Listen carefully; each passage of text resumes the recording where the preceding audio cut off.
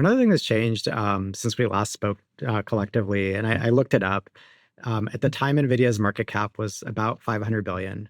It's now over 3 trillion. So, if the last 18 months you've added 2.5 trillion plus of market cap, which effectively is $100 billion plus a month, or 2.5 snowflakes, or a Stripe plus a little bit, or however you want to think about A it. country or two. A country or two. Obviously, a lot of things have stayed consistent in terms of focus on what you're building and et cetera. And, walking through here earlier today, I felt the buzz like when I was at Google 15 years ago. It was kind of, you felt the energy of the company and the vibe of excitement.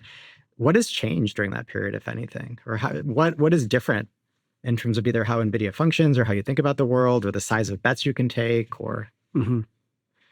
Well, our company can't change as fast as the stock price. Let's just be clear about that.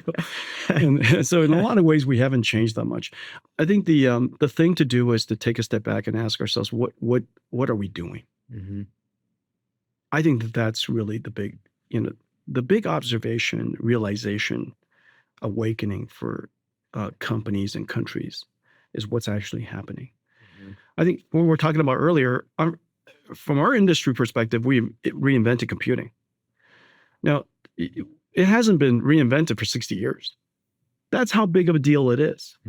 That we've driven down the marginal cost of computing down probably by 1,000,000x in the last 10 years, to the point that we just, hey, let's just let the computer go exhaustively write the software.